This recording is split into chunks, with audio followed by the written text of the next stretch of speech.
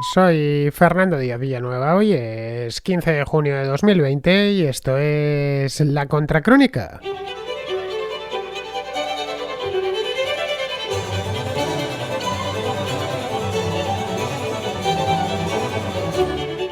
El presidente de Airbus, un francés que se llama Guillaume Faury, lanzó la semana pasada una llamada de auxilio a la Unión Europea.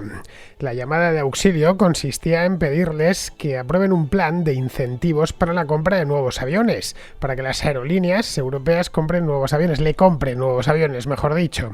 Algo similar a lo que algunos países, como Alemania, tal y como vimos aquí en la Contra la semana pasada, están haciendo con el sector del automóvil, lo que en España conocemos como el Plan Renove, no sé cómo se llamará el próximo.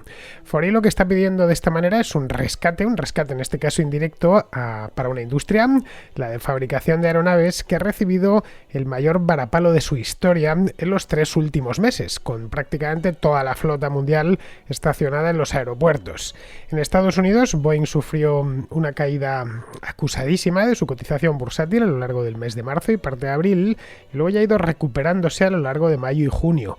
Entre medias tuvo que acometer ajustes de plantilla, reprogramar el calendario de producción y aumentar su endeudamiento, que supera ya los 60.000 millones de dólares.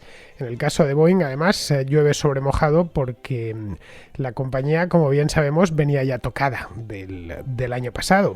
Esto viene del accidente aquel, lo recordamos, lo traté aquí en la Contracrónica hace ya un año, el accidente del 737 MAX de Ethiopian Airlines, que se estrelló en marzo de 2019 en Addis Abeba, poco después de despegar de Addis Abeba. Bueno, aquello, como ya os comenté, paralizó por completo el programa del 737 MAX, que es el aparato estrella de esta compañía. El panorama, en definitiva, es un tanto desalentador, tanto para Airbus como para Boeing, ante una nueva normalidad que les será cualquier cosa menos propicia. Eso sí, los que desde hace ya tranquilamente un par de meses vienen diciendo que ni Airbus ni Boeing van a recuperarse de esta, pueden ir empezando a pensar otra cosa.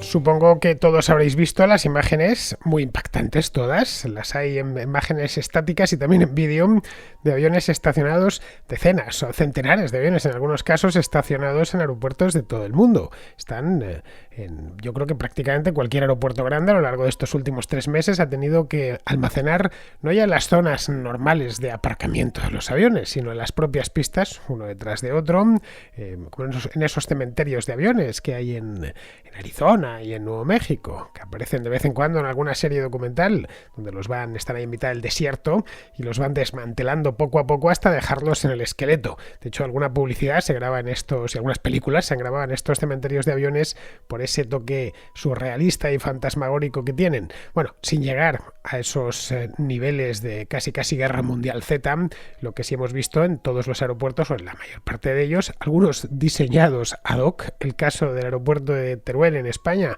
es un aeropuerto pensado desde el principio para almacenar aviones, pero aparte de este aeropuerto, pues el aeropuerto de Barajas, por ejemplo, ha tenido muchos más aviones en tierra que en el aire a lo largo de los últimos 3 meses, muchísimos. No sabían ya muy bien en Barajas dónde meterlos. La situación era muy extraña porque estos aviones, estos depósitos de aviones, que eran depósitos completamente improvisados, ya digo, muchas veces encima de las pistas, los hemos visto en aeropuertos que por lo general tienen mucho tráfico y tienen mucha actividad. O sea, aeropuertos como el de Heathrow, el Charles de Gaulle de París o el propio aeropuerto de Barajas, que es un aeropuerto con 4 pistas y que a menudo suelen estar las 4 operativas, en unas despegan, en las otras aterrizan. Bien, pues ahí estaban las pistas, los alrededores de las pistas llenos de aviones parados. En el caso de Barajas, pues hay 2 grandes aerolíneas que operan dentro del aeropuerto, una es el Europa y la otra es Iberia, y por supuesto, pues ¿qué iban a hacer las 2 aerolíneas? Ya que no se podía volar, pues tenían que dejarlos en tierra. Fueron un poco dejándolos donde pudieron, evidentemente lo más cerca de casa, como es lógico, pero vamos, que estas mismas escenas las hemos visto por todo el mundo. El tráfico aéreo cayó de golpe a mediados de marzo. Esto no es ninguna sorpresa, muy pocos de vosotros habréis tomado un avión desde entonces, no por nada, sino porque es que no había aviones que tomar. Sigue sin haber aviones que tomar, muy poquitos. No tenéis más que ir a la página web de Iberia, por ejemplo, o a la página web de Europa, o a la de cualquier aerolínea, de Lufthansa, de British Airways, de la que queráis, y buscar un vuelo. Veréis que hay, pero hay muy pocos y, por cierto, a un precio ligeramente elevado precisamente porque hay pocos. Pues bien, tengo aquí los datos de cuál fue el desplome y la verdad es que es llamativo a nivel mundial, estoy hablando. A principios de marzo había aproximadamente unos 200.000 vuelos diarios en todo el mundo, ¿eh? Estos son a niveles de planetarios, vamos. Es decir, sumando Estados Unidos, Europa, Canadá, Hispanoamérica, China, todo. 200.000 vuelos diarios. Bien, pues a mediados de abril se estaban volando aproximadamente 50.000 vuelos diarios. Caray, esto es una caída brutal. Es una caída del 80% y así de un golpe. La industria aérea no estaba preparada, bueno, era imposible estar preparado para algo así, para una contingencia semejante. Si a cualquier presidente de una línea aérea le comentas el 1 de enero que se va a encontrar a mediados de abril con toda o prácticamente toda la flota parada y estacionada en la pista de un aeropuerto, pues directamente no se lo hubiera creído. Hubiese dicho, bueno, ¿qué pasa? ¿Nos van a invadir los extraterrestres o una cosa así? ¿O se va a parar el núcleo de la Tierra? Pues no, simplemente una epidemia ha hecho que, una pandemia en este caso, ha hecho que prácticamente toda la flota aérea mundial, la cantidad ingente de aviones que hay todos los días volando por todo el mundo, se quedasen en tierra. Las primeras golpeadas de este parón sin precedentes, no hemos tenido nunca nada ni remotamente parecido a lo que estamos todavía en buena medida sufriendo. Ya os digo que si vais a buscar hoy un vuelo, no sé, si vais a Londres o a París encontraréis algo, pero si vais a buscar un vuelo a Moscú vais a tener problemas serios para llegar hasta allí, no digamos ya si queréis volar, no sé, a Los Ángeles o a un sitio realmente lejano. Bien, encontraréis mil problemas y seguramente tendréis que dar varios saltos para poder llegar hasta un lugar donde antes bastaba con un simple vuelo largo, eso sí, al menos desde España, pero con un simple vuelo lo resolvías. Bien, de esto, como os decía, las primeras golpeadas, las primeras víctimas fueron las aerolíneas. Lo comentaba aquí, hace creo que fueron 2 semanas, hice un programa relativo a esto, Terremoto en el aire, creo que lo titulé, muchas de las cuales además venían ya tocadas desde el año pasado, desde el año 2019. Recordadlo, hice un par de programas en 2019 sobre el tema de las aerolíneas y la crisis que estaban pasando. Quebraron varias el año pasado. Aquí en España de la que más se habló fue la de Thomas Cook, por la cantidad de turistas que traía al país, pero quebraron unas cuantas más. Quebró, por ejemplo, MI, quebró también Germania y alguna más por ahí por el mundo. De las europeas creo que las 3 principales fueron estas. Se hablaba de la crisis del low cost, de cómo se iba a reestructurar por completo el negocio aéreo a lo largo de 2020 y 2021, es decir, que todas, incluidas las líneas aéreas grandes, iban a sentir como 2020 no iba a ser definitivamente el año de las aerolíneas. Evidentemente la mayor parte de ellas sobrevivieron a este año, iba a decir año horrible, del 2019, claro, al lado de lo que les ha pasado en 2020, 2019 fue un año de vino y rosas. Pero bueno, el hecho es que todas entraron en 2020 aterradas porque veían un año incierto. Claro, no tanto como ha terminado siendo, pero sí veían cierto enfriamiento en el sector. Bien, pues este terremoto en el sector de las aerolíneas era el primer compás de otro que iba a producirse entre los fabricantes de aviones. Las aerolíneas, a fin de cuentas, no dejan de ser el cliente final de los fabricantes de aviones. Nadie, a excepción de, no sé, alguien multimillonario que se compra un Airbus 319 para su uso y disfrute, o a los gobiernos, evidentemente, sino las aerolíneas son los principales clientes de compañías como Boeing y como Airbus. Si a las compañías aéreas les va mal, pues automáticamente a los fabricantes de aviones va de suyo, también les tiene que ir mal. Esto hay 2 razones de la quiebra absoluta del negocio de estas 2 grandes empresas, de este duopolio que constituyen Boeing y Airbus. La primera es porque, según empezaron los problemas, cancelaron pedidos, y además en grandes cantidades, en decenas de pedidos a lo largo de muy pocos días.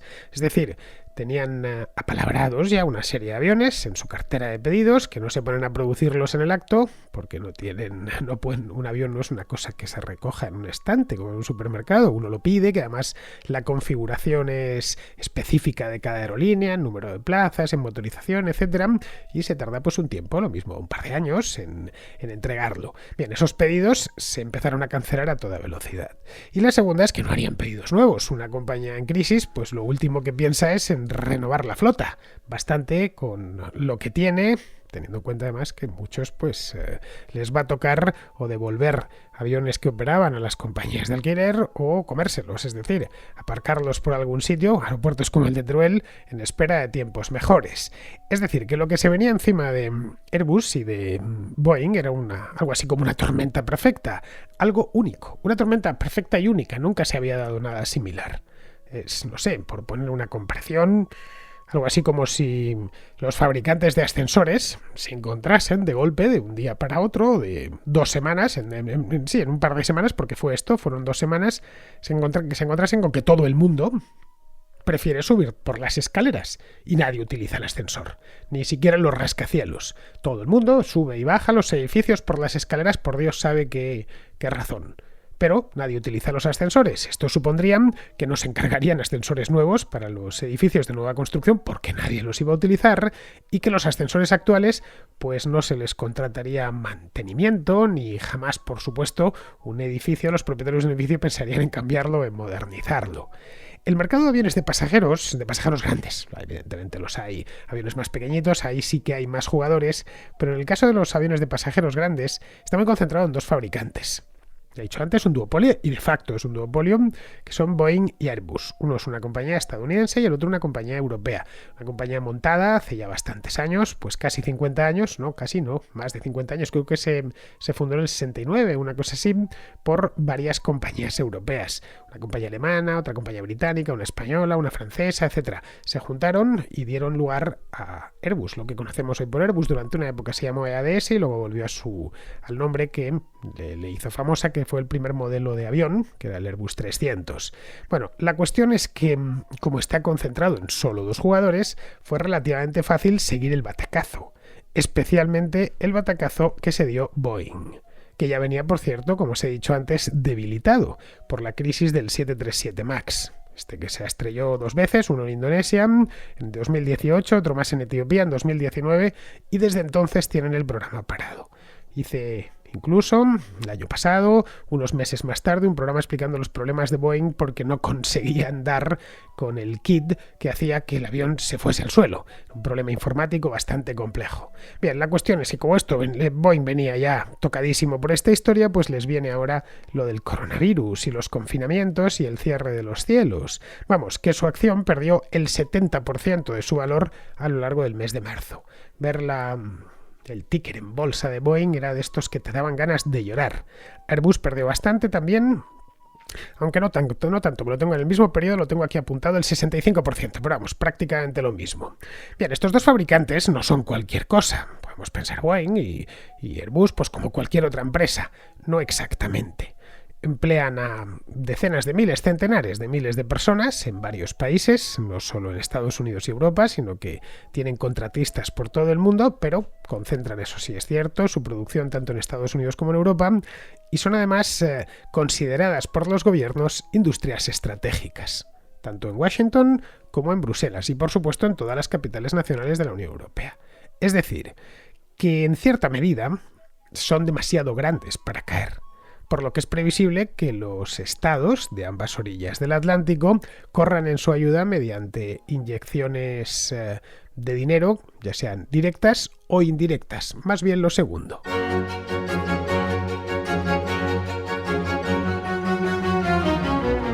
En buena medida es la prolongación de una guerra para ambas empresas, todo esto. Venían ya muy enfrentadas, están enfrentadas desde que Airbus se convirtió en una alternativa seria a Boeing. Esto sucedió a mediados de los años 90. El año pasado, en número de entregas, se entregó más aviones. Creo que, no sé si fue por primera o por segunda vez que Airbus entregaba más aviones que Boeing y fue toda una noticia en el sector aéreo.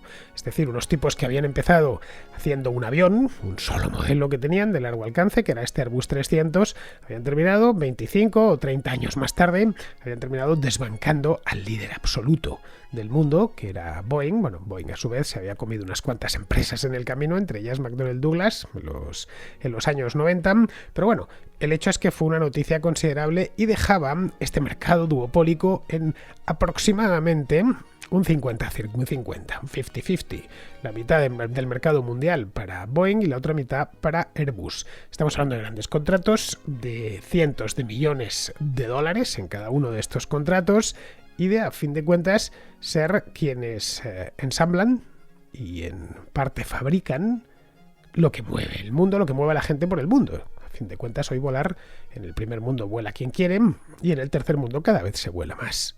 Es uno de los sectores, como he dicho antes, estratégicos. Pero bueno, que estaban ya librando una batalla aérea entre ambos, con ayuda de sus gobiernos, por cierto, bastante en algunos casos, y esta batalla ahora se recrudecerá. Así que sobre la mesa tenemos no solo el parón del coronavirus, que por supuesto, sino también el problema del 737 MAX, del que os hablaba antes, que sigue sin poder volar, por cierto. Entiendo que ahora la agencia estadounidense de regulación y de seguridad aérea pues será un poquitín más suave, aunque de nada serviría si la agencia europea de lo mismo no se lo permite. Luego tenemos por otro lado el proyecto por parte de Boeing de hacerse con una parte de Embraer, que es una compañía brasileña importante también, quiere de la misma manera que Airbus entró en Canadá para hacerse con Bombardier. Los aviones de Bombardier han pasado ya a ser parte de la parte baja de los Airbus 220, ahora están hechos por Bombardier y desde hace 4 o 5 años pasaron a ser Airbus. Y luego la debilidad de las aerolíneas, su exceso de capacidad y sus problemas crónicos para ser rentables, que esto por cierto no es nada nuevo. Lo de las aerolíneas y la rentabilidad es un problema desde hace mucho tiempo. Bien, de cualquier manera, de los problemas y la debilidad de las aerolíneas es el principal problema. Sus clientes estaban acatarrados hasta el mes de marzo y hoy están directamente en la UCI. Y cuando tienes un negocio cuyos clientes están en la UCI, tu negocio no pinta muy bien, así de primeras por lo menos. Aparte de las quiebras, algunas líneas aéreas habían recortado ya vuelos para recortar a su vez pérdidas. Este fue el caso, por ejemplo, de Delta o de United en Estados Unidos. En Europa, como hemos visto, quebraron algunas aerolíneas. Os he dicho 3, pero vamos, hubo algunas más que quebraron directamente pues porque no les daba y al final terminaron echando la persiana.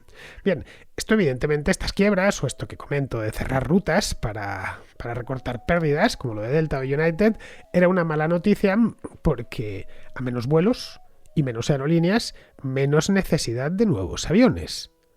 Se produjo entonces, en esto estaban, a mediados de marzo, cuando se produjo el colapso y la cascada de cancelaciones de pedidos, que fue automática. A Boeing le han cancelado en total 200 pedidos a fecha de hoy, más de 200, y a Airbus unos 70. Los nuevos pedidos, por descontado, se cuentan con los dedos de una mano y sobran dedos. Vamos, que nunca se había producido semejante derrumbe. Nunca. Ni con el 11S en el año 2001. Que fue una fecha muy complicada, entre otras cosas porque los atentados en Nueva York contra las Torres Gemelas y contra el Pentágono se realizaron con aeronaves. Ni con la guerra a Irak subsiguiente en el año 2003. Ni con la crisis financiera posterior del año 2008-2009, que congeló el mercado mundial a lo largo del año 2009. Nunca se había dado una cosa igual. Habría que irse a crisis similares dentro del sector aéreo, no hay ningún precedente, pero económicamente pues habría que irse al siglo pasado, pues hace prácticamente un siglo. Pero claro, en aquel entonces, en los años 20 o en los años 30, el sector aéreo era una miniatura. Si se tratase de otra industria, no sé, si se tratase por ejemplo de la industria de los ascensores, pues estas empresas quebrarían o quedarían reducidas a la mínima expresión. La gente ha decidido subir las escaleras. Bien, pues habrá que fabricar muchos menos ascensores, solo pues no sé, para que suban las camillas en los hospitales o suba la gente en silla de ruedas, nada más. El resto, todo el que pueda andar, va a subir las escaleras. Va a quedarse una industria pequeñita, solo para cosas muy muy especiales. Y por supuesto, algunas de las empresas tendrán que cerrar, se tendrá que redimensionar esta industria. Pero el sector de los fabricantes de aviones no es un sector normal, no es una industria normal, es, como os decía antes, estratégica, es decir, política. Cuando vienen con esto de es que esto es estratégico, lo que están diciendo es que es político. Boeing y Airbus, aparte de hacer sus aviones con configuraciones densas para ciertas aerolíneas, como Ryanair o EasyJet, donde nos apiñan bastante a gusto, también la verdad es que pagamos poco, luego no nos podemos quejar, pero aparte de hacer ese tipo de aviones, o no sé, esos barcos volantes de 2 pisos como el Airbus 380, estos que vuela Emirates y Qatar Airways y demás, que para quien pueda pagarlos, pues incorporan hasta cabinas individuales con ducha. Bueno, aparte de eso, de este tipo de aviones, los habituales, los que estamos acostumbrados a ver, estamos bastante más acostumbrados a ver los de Ryanair que los de Emirates, pero bueno, aparte de eso, tanto Airbus como Boeing, especialmente la segunda, son contratistas de defensa. Y ahí parte del rescate. En abril, a principios además, supimos que la Armada de Estados Unidos había pedido 18 P-8 Poseidón. El P-8 Poseidón es un 737 adaptado para la guerra antisubmarina. Bien, solo este pedido fueron 1.500 millones de dólares. Con una simple firma, y solo la Armada. La Fuerza Aérea puede pedir más, el propio ejército. Como esto, veremos muchos más, tanto en Estados Unidos como en Europa. Es decir, los aviones de pasajeros que no se construyan, porque no se piden, serán sustituidos por otros de carácter militar. Con esto además matan dos pájaros de un tiro. Por un lado mantienen las factorías con carga de trabajo y ya de paso evitan que ese espacio lo cubran otros proveedores, como los rusos o como los chinos. Airbus da trabajo a 140.000 personas y Boeing a 160.000. Trabajos de alta cualificación, en algunos casos de muy alta cualificación. Profesionales que si no pueden trabajar, no sé, en Hamburgo o en Bristol o en Toulouse o en Seattle, pues no tardarán en recibir ofertas de fabricantes como la china Comac, una empresa joven se montó en el año 2008-2009 y que está diseñando aviones. Algunos los tienen ya muy avanzados. Esa es la razón por la que cuando en el mes de abril Trump anunció el paquete de estímulo, del que hablé aquí, de 2 billones con B de dólares, 17.000 millones iban dirigidos al sector de la aviación, tanto a aerolíneas como a fabricantes. Vamos, que estamos ante un caso claro de capitalismo de Estado, algo de manual de capitalismo de Estado. Pero claro, no se puede notar demasiado lo del capitalismo de Estado. Sí que no veremos al gobierno de Estados Unidos o a ningún gobierno europeo como el alemán o el francés hacerse con grandes paquetes de acciones de estas compañías, porque eso evidentemente comprometería su independencia y sobre todo, lo más importante, sus ventas en otros mercados, que no sean el europeo o el estadounidense. Así que no les queda otra que hacer un ligero ajuste, tanto de producción como de plantilla. Y eso es exactamente lo que están haciendo en estos momentos. Boeing, por ejemplo, ha recortado un 10% de su plantilla. A eso habría que sumar otros ajustes que están haciendo a sus proveedores. Esa es en definitiva la razón de que Boeing haya rebotado en bolsa y no otra. Boeing y Airbus cuentan con una serie de proveedores a los que pueden apretar. Bueno, pues, qué sé yo, cientos, miles tal vez de proveedores mucho más pequeños que ellos. En algunos casos son incluso empresas familiares. Un avión, a fin de cuentas, pues es algo así como 1 millón de piezas perfectamente ensambladas, volando en formación. La mayor parte de estas piezas no las hace ni Boeing ni Airbus. Tan solo las ensamblan después de decirle a los proveedores pues el tipo de pieza que tienen que hacer y cuántas tienen que hacer y cuándo tienen que entregarlas. Esta parte del negocio, por su atomización, es mucho más flexible y ahí apretarán todo lo que puedan, que es en esencia lo que también están haciendo. Resumiendo, que de estas saldrán porque esencialmente forman un duopolio, como decía antes. El 98-99% de los aviones grandes que se venden en el mundo los hacen ellos. A los chinos aún les quedan, no sé, 10, 15 años para que se puedan convertir en una alternativa real, para que puedan plantar cara directamente, en el mercado mundial por lo menos, en China empezarán antes. Es decir, que son demasiado grandes para caer. Hoy por hoy nadie puede prescindir de ellas.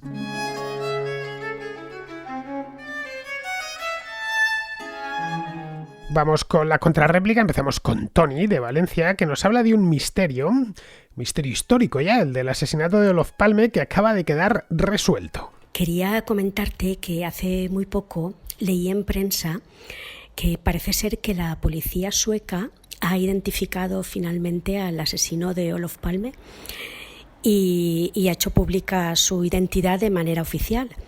Se trata de un publicista que falleció creo que en el año 2000, lleva fallecido muchos años, y por lo tanto no se va a reabrir el caso ni se le va a acusar de nada, pero sí se ha dicho de manera oficial que este hombre es el que asesinó a Palme, aunque no han dado ninguna pista acerca de los motivos que yo sepa. Cuando leí el libro tuyo de Sic Semper Tyrannis, me llamó mucho la atención este caso, porque pues sí que lo recordaba de cuando sucedió, que yo era adolescente y tal, pero la verdad es que no sabía que había quedado así en suspenso. Me llamó la atención que tantos años después un personaje tan importante no se hubiera descubierto a su asesino. Y ahora parece ser pues que sí se ha hecho oficial y se ha exculpado completamente al chico aquel que inculparon en principio y que luego se vio pues que no tenía nada que ver, que prácticamente que pasaba por allí. Entonces nada, era eso. Me gustaría, no sé si te habrá llegado esta noticia por algún cauce, pero me gustaría que la comentaras si tienes algo que decir sobre ella, porque a mí me ha parecido curioso. Y eso era. Un abrazo, Fernando. Gracias. Chao. Pues sí lo leí, claro, Tony, y además con gran atención. El crimen de Palme era algo tan importante en Suecia que el gobierno hace ya años lo convirtió en imprescriptible. Por eso me llamó la atención que le hayan dado carpetazo. Esto lo comenté en este libro que escribí hace años de Sic Semper Tyrannis, que uno de los capítulos está dedicado al asesinato de Olof Palme. A ver, estuve leyendo y al parecer, según la fiscalía sueca, el asesino fue un tipo llamado Stig Engström, conocido como el hombre de Skandia. No porque viniese de Skandia, que es una región que está al sur de Suecia, sino porque era uno de los testigos del crimen y lo vio cuando venía del edificio Skandia, que fue al lado de donde se produjo el crimen. O sea, el edificio Skandia se llamaba así porque estaba la sede de la compañía Skandia, una compañía de seguros. Bien, este tipo, Engström, era uno de los testigos presenciales. Había muchos más, había como 20 más. Y trabajaba como diseñador gráfico en la compañía Skandia. Y además de eso, al parecer militaba en un partido, el Partido Moderado, que es un partido de derecha, pero vamos, de derecha moderada, lo dice la palabra, una cosa como conservador, una cosa así. Pero vamos, en aquel momento, al parecer atravesaba apuros económicos y tenía problemas con el alcohol. Pero bueno, era un simple testigo, hasta que un escritor sueco publicó un libro hace ya unos años, 4 años exactamente, un libro llamado Enemigo del Estado, en el que le señalaba como principal sospechoso. El tema es que para entonces, para cuando salió este libro publicado, Engström llevaba ya 16 años muerto. Al parecer este hombre se suicidó en el año 2000. Pero vamos, poco más se sabe. Es decir, que la fiscalía no ha dado muchos más datos. Pero eso sí, ha cerrado el caso, aunque el crimen sigue siendo imprescriptible. Es decir, que si ahora uno sale y se autoinculpa, aportando las pruebas pertinentes, le encerrarían. El crimen no ha prescrito. Simplemente se queda Stig Engström, que es como se llama, como el principal sospechoso, aunque lleve 20 años criando malvas. Bien, seguimos con Nacho, que nos habla del crimen, de otro crimen más reciente, el de George Floyd. Hola Fernando, te mando este mensaje en relación a la respuesta que le has dado a un escucha que comentaba sobre el asesinato de George Floyd, que decía que no estaba tan claro que fuese un asesinato. Yo coincido contigo después de verla, que también recomiendo tanto a ti como a los oyentes si quieren ver la recreación del New York Times y del Washington Post. Pues yo en base a eso a mí me queda bastante claro que este hombre no sería un santo, ¿vale? Pero que desde luego se lo han cargado de una manera, presuntamente, vamos a decir, se ha sido asesinado de una manera muy cruel, ¿vale? Y me parece indignante, ¿de acuerdo? Pero, por supuesto, tiene que haber un juicio. Por supuesto, quemar locales y la violencia que ha habido y tal, pues no está nunca justificada. Las protestas tienen que ser siempre pacíficas, ¿no? Pero el motivo de mi mensaje es comentar que lo que ya no está tan claro, o por lo menos yo no veo tan claro, es que este sea un crimen racista. Es decir, en principio, el policía que lo asesinó, George Floyd, habían sido compañeros de trabajo en un club nocturno, con lo cual, ¿por qué no pueden tener una rencilla personal que viniese de atrás? Y este hombre, pues ser un sociópata, ¿vale? No odiar a los negros, pero es un sociópata, tenía una rencilla con este tío y con este señor y se lo ha cargado, ¿vale? Aprovechando la ocasión, pues se ha vengado, ¿vale? Tampoco parece que cuadre con un racista porque él está casado con una mujer tailandesa. Que no es blanca, es de piel oscura, ¿no? Es decir, no cuadra eso. Y además, todo esto se encuadra, todos estos hechos emotivos, ¿no? Que yo creo que se usan por algunos grupos para hacer avanzar una agenda ideológica. Y no tiene mucha lógica, se basa casi todo en emociones y bueno, y pasa un poco igual con la ideología de género, ¿no? Es decir, los hombres mueren en un 90% de los accidentes laborales, mueren hombres, mueren más a manos de otros hombres, de los 4.000 suicidios que se producen al año en España, el 80% son hombres, es decir, son miles de vidas que caen cada año, el 80%, el 75%, entre el 70 y el 80%, ya no recuerdo exactamente el porcentaje, tú lo puedes mirar si quieres y darlo, pero entre el 70 y el 80% de la pobreza extrema, los más afectados son hombres. Eso tiene una explicación, o hay una teoría que lo explica, yo no lo voy a dar aquí porque es muy polémica.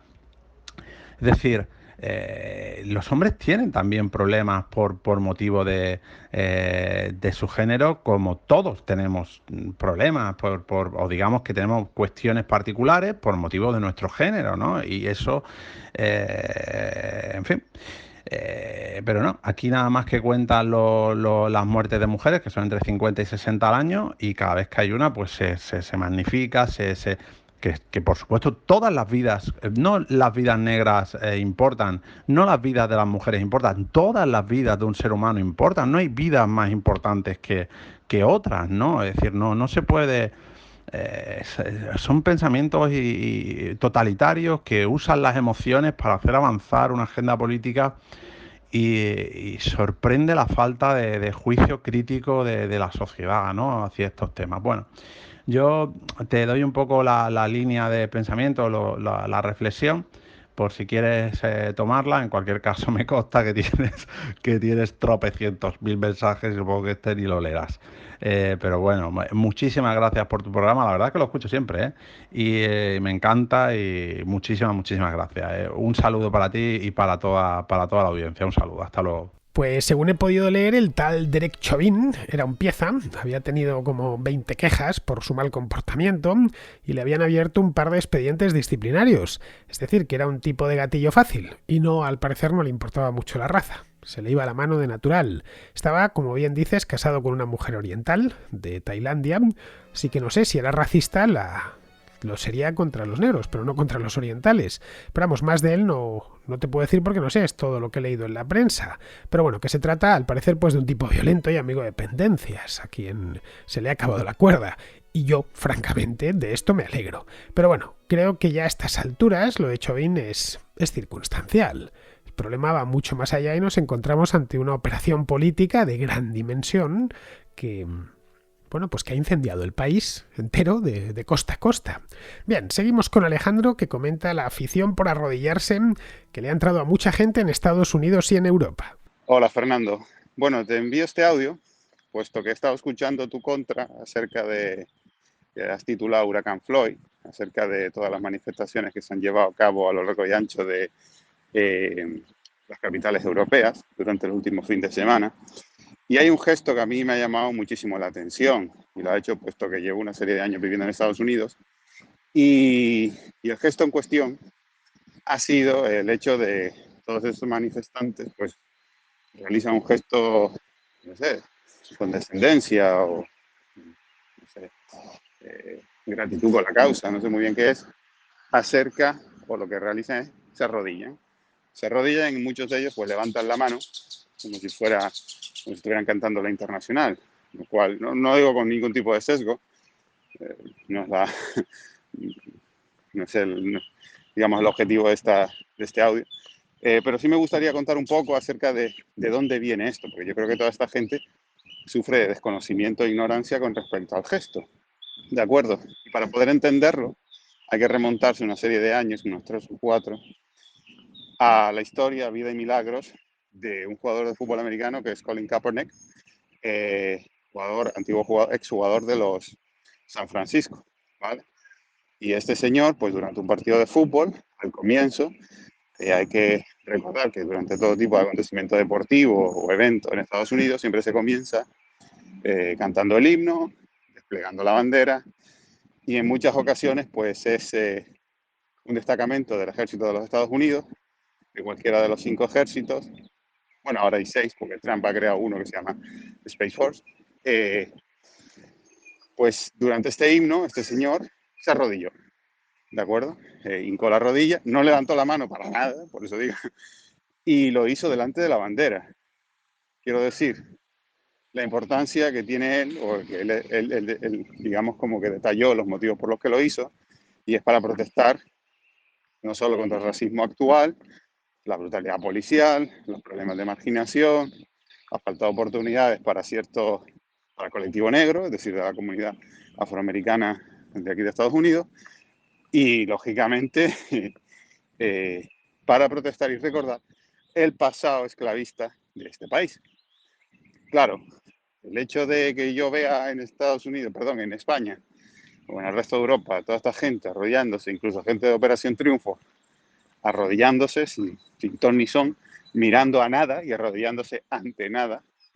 Claro, tú te tienes que arrodillar. Esto es un gesto más bien humano, tendrá cualquier tipo de motivación a lo largo de la historia, ya sea religiosa, política, como fuera, o social. Pero es que en este caso, al ser un motivo social, es un motivo político también, y es con relación a la bandera americana, nada más. Es decir, no. Por eso vuelvo y repito lo importante que es entender ese tipo de gestos, bajo mi punto de vista, y la tergiversación que ha sufrido este tipo de actos. Así que, nada, muchas gracias y felicidades una vez más y un saludo a todos los oyentes de la Contra. Pues desconocía ese detalle de Colin Kaepernick y lo de arrodillarse ante la bandera. A ver, yo no es que no sea aficionado, es que lo del fútbol americano a mí me supera. He intentado ver algún partido y he sido completamente incapaz. Pero vamos, piensa que aquí nos comemos todo lo que llega de Estados Unidos sin pestañear. Tanto la derecha como la izquierda, muchas veces especialmente la izquierda. Supongo que ellos lo entenderán como los de aquí, los que se dedican a imitar esto de arrodillarse y levantar el puño, pues como una humillación, porque no se sabe bien qué ofensa cometieron en el pasado. No sé, ven que lo hacen las estrellas de la televisión en Estados Unidos y lo repiten aquí de manera robótica, y así pues se sienten más a la moda. En esta historia de Floyd y del Black Lives Matter, la emulación ha tenido un componente esencial. De ahí su empeño en que estrellas de la tele, del cine, del deporte o bueno, de Instagram se apuntasen a todo este número. Bien, pues vamos a ir terminando. Ya vamos con Pizarro. Hoy somos afortunados, tenemos Pizarro por duplicado, porque el jueves pasado nos quedamos sin él, así que hoy tenemos 2. Empezamos con Pizarro hablándonos de la retirada de soldados estadounidenses de Alemania. En una alianza, la amistad es accesoria. De lo que se trata es de que, sopesando pros y contras, el resultado final, pese a todas las pegas y contradicciones, es que interesa la alianza en cuestión. Una vez se ha decidido firmar el tratado, es esencial hacer honor al mismo para poder obtener lo que de él interesa. Firmar, no cumplir y no salirse de la alianza es una posición que la mina y que la erosiona de tal manera que con el tiempo puede afectar a la capacidad de la alianza para proporcionar lo pactado. Independientemente de lo que haga el presidente de Estados Unidos, sabemos lo que llevan haciendo muchos presidentes de los países de la alianza: incumplir y por tanto socavarla, en una labor de zapa, tenaz y conjunta. Y continuamos y terminamos con Pizarro hablándonos de la crisis económica. Si durante la crisis sanitaria, en su versión más cruda y mortal, nos ha tocado acatar decretos y alarmas y sospechar la situación real a falta de información veraz sobre la misma, ahora, durante la crisis sanitaria, en su versión atenuada, nos va a tocar entrar en contacto con la realidad del desastre económico que la acompañaba. Reanudar una actividad parada es buena noticia. No poder reanudarla o que su reanudación sea en miseria son noticias pésimas. Y la suma de todo eso es la dura realidad que vamos a afrontar. Como siempre, con sacrificio y esfuerzo saldremos de esta situación, pese a las medidas políticas que se autoproclamarán bien intencionadas, pero serán interesadas y contraproducentes. deuda, déficit, hiperfiscalidad, subvenciones, inseguridad jurídica y elecciones para seguir o cambiar de majadero. Igual que la optimista certeza de saber que superaremos la crisis sanitaria no le quita amargor al sobrecoste en vidas por la gestión realizada, tampoco la optimista certeza de que saldremos de la crisis económica le resta amargor al sobrecoste en miseria por la mala gestión que se perpetra. Un cordial saludo de Pizarro. Y con esto, queridos amigos, ya damos por terminada la contracrónica de hoy, 15 de junio. Ya sabéis, yo estaré por aquí mañana, así que espero encontraros al otro lado. Hasta mañana, amigos.